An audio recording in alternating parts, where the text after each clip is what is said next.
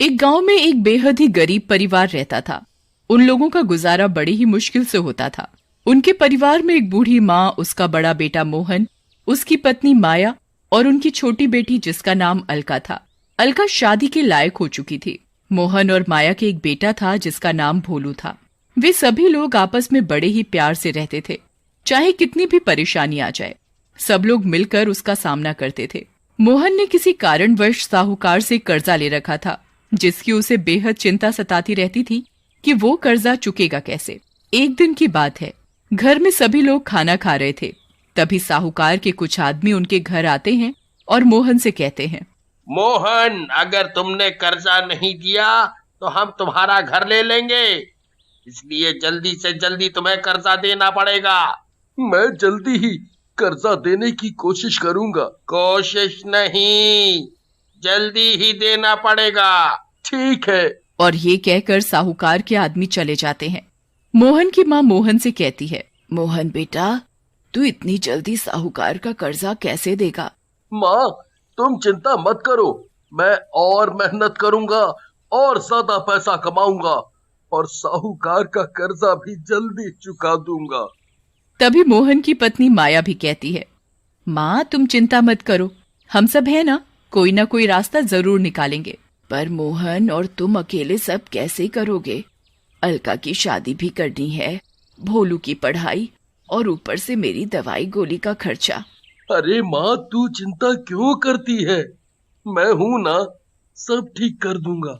तभी अलका माँ से कहती है, माँ तुम मेरी शादी की चिंता मत करो, मुझे अभी शादी नहीं करनी। मैं तो अपनी बहना की शादी ऐसे करूंगा कि सब देखते रह जाएंगे। अपने भाई की बात सुनकर अलका रोने लगती है और वहां से चली जाती है। और शाम को अलका का ससुर लाला राम आता है और वो मोहन और उसकी पत्नी माया और उसकी माँ से कहता है, देखिए समधन जी, हम अपने बेटे की शादी अगले हफ्ते ही करना चाहते हैं, क्योंकि फिर हमारा बेटा वापस मुंबई नौकरी के लिए चला जाएगा।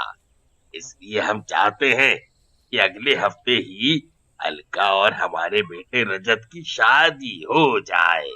लेकिन समधी जी, ये सब हम इतनी जल्दी कैसे करेंगे? पर आपने तो कहा था कि शादी 6 महीने बाद करेंगे, फिर एकदम इतनी जल्दी कैसे? हम इतनी जल्दी शादी का इंतजाम कैसे करेंगे?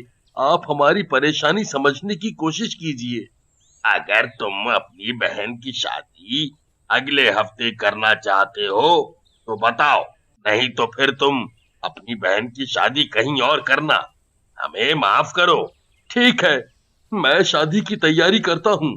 तभी अलका का ससुर कहता है, हाँ, एक बात और, शादी में हमें मोटरसाइकिल चाहिए और 50,000 रुपए नकद। देखिए लाला जी, आप हमारी परेशानी समझने की कोशिश कीजिए। हमारी हालत तो पहले से ही खराब है, हम ये सब कहाँ से देंगे? वो मुझे नहीं पता, ये तुम्हारा काम है। अगर तुम शादी में ये सब देने को तैयार हो तो बताओ, वरना मेरे बेटे के लिए रिश्तों की कमी नहीं है। और तुम अपनी बहन के लिए कोई और लड़का देखो जी। आप ऐसा मत बोलिए, मेरी बहन मर जाएगी। देखो मोहन बेटा, मुझे जो कहना था मैंने कह दिया, बाकी तुम्हारी मर्जी। ठीक है, मैं कहीं से इंतजाम करता हूँ, आप शादी की तैयारी करो। ये कहकर लाला राम वहां से चला जाता है। तभी माया अपने कमरे से अपने गहने लेकर आती है और मोहन से कहती है, ये मेरे गहने किस दिन काम आएंगे?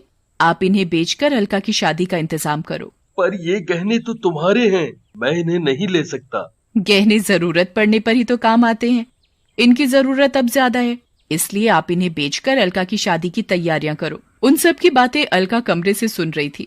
वो अपने घर वालों से कहती है, मैं शादी नहीं करूंगी, और उस घर में तो बिल्कुल भी नहीं जहाँ दहेज मांगा जाता हो।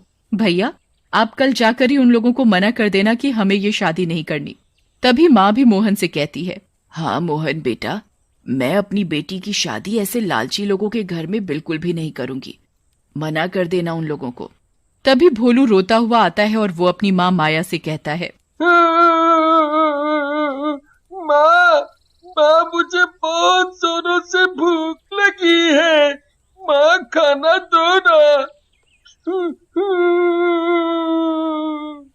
मेरे राजा बेटा को भूख लगी है, माँ अभी मेरे राजा बेटा को खाना खिलाएगी। फिर माया भोलू को और घर के सभी लोगों को खाना देती है। खाना खाकर सब लोग सो जाते हैं, लेकिन अलका को नींद नहीं आती। वो सोचती रहती है, मेरे भाई के ऊपर पहले ही इतनी जिम्मेदारी है, ऊपर से ये और मेरी शादी की परेशानी। मैं अपने भाई और अपने घर वालों को परेशान नहीं कर सकती। फिर अलका रात को घर से चुपचाप निकल जाती है और वो एक नदी में जाकर कूद जाती है और उसकी मौत हो जाती है। फिर वो एक चुड़ैल बन जाती है। और अगले दिन नदी के किनारे कुछ लोग जा रहे थे तो वो देखते हैं कि अलका की लाश नदी किनारे पड़ी हुई है। तभी एक आदमी लाश देखकर कहता है, अरे ये लाश तो मोहन की बहन अलका की है। हाँ यार, ये तो मोहन की बहन अलका है। चलो लाश को लेकर मोहन के पास ले चलते हैं। और वो सब आदमी अलका की लाश लेकर उसके घर चले जाते हैं और उसके घर पहुंचकर वो अलका की लाश उसके परिवार वालों को दे देते हैं। और फिर अलका की लाश देखकर मोहन और उसकी माँ कहते हैं, हाय रे मेरी बेटी, ये तुझे क्या हुआ?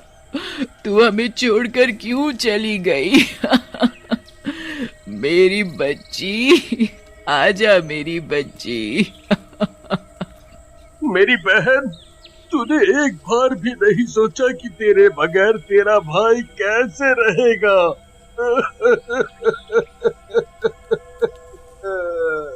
मोहन और माँ का रो रो कर बुरा हाल था। माँ अलका की मौत का सदमा बर्दाश्त नहीं कर पाई और फिर उनकी भी मौत हो जाती है।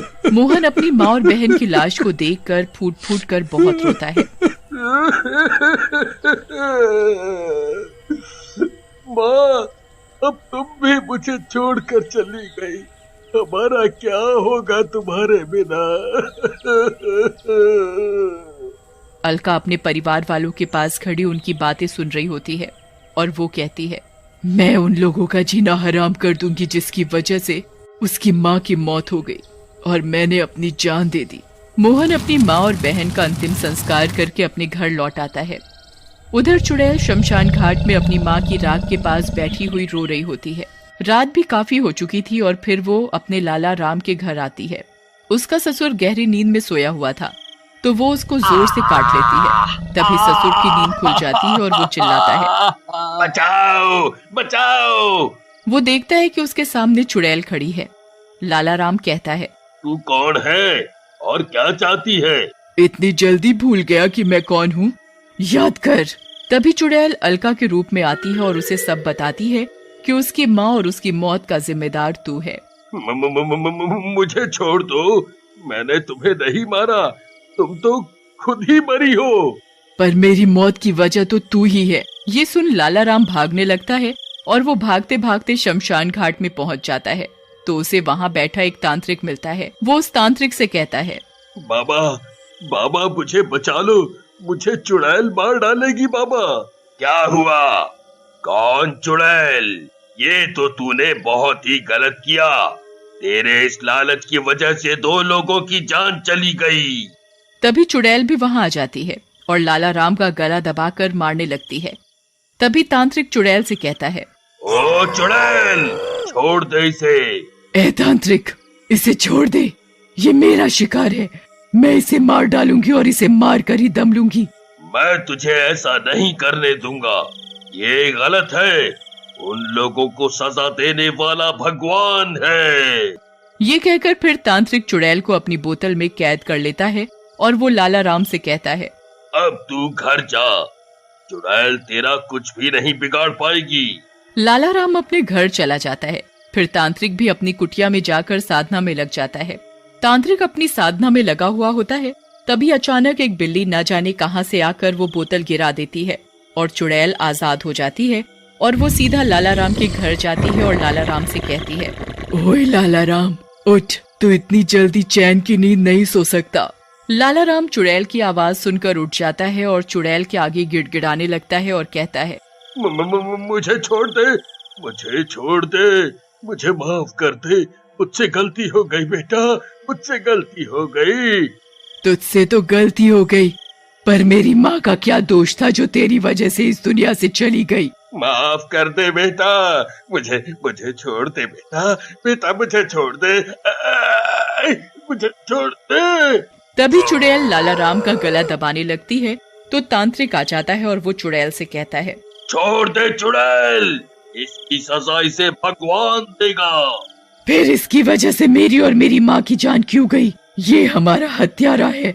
मैं अपना बदला लिए बगैर नहीं जाऊंगी। जब तक कि मेरा बदला पूरा नहीं होता, मेरा बदला इसे मार कर ही पूरा होगा, तभी मेरी आत्मा को शांति मिलेगी। फिर चुड़ैल लाला राम को उठाकर फेंक देती है। लाला राम का सर फट जाता है, उसके सिर से बहुत खून बहने लगता है और वो जोर जोर से रोने लगता है और तांत्रिक से कहता है, मुझे बचा लो, मुझे बचा लो इस चुड़ैल से, मैं मरना नहीं चाहता। और फिर तांत्रिक अपनी मंत्र शक्ति से चुड़ैल को कैद करने की कोशिश करता है, पर चुड़ैल इतनी शक्तिशाली थी कि तांत्रिक चुड़ैल की शक्ति के आगे कमजोर पड़ गया। तभी चुड़ैल तांत्रिक से कहती है, ए तांत्रिक, मेरी तुझसे कोई दुश्मनी नहीं है, तू मेरे रास्ते से हट जा, नहीं तो तू बेमौत मारा जाएगा। तभी चुड़ैल लाला राम के गले में अपने नाखून डालकर उसे मार देती है और जोर जोर से रोने लगती है और कहती है, अब जाकर मुझे शांति मिली, अब जाकर मुझे शांति मिली। तांत्रिक चुड़ैल से कहता है, अब तो तुम्हारा बदला पूरा हो गया। चुड़ैल कहती है, हाँ, अब जाकर मेरा बदला पूरा हुआ। फिर चुड़ैल वहाँ से गायब हो जाती है।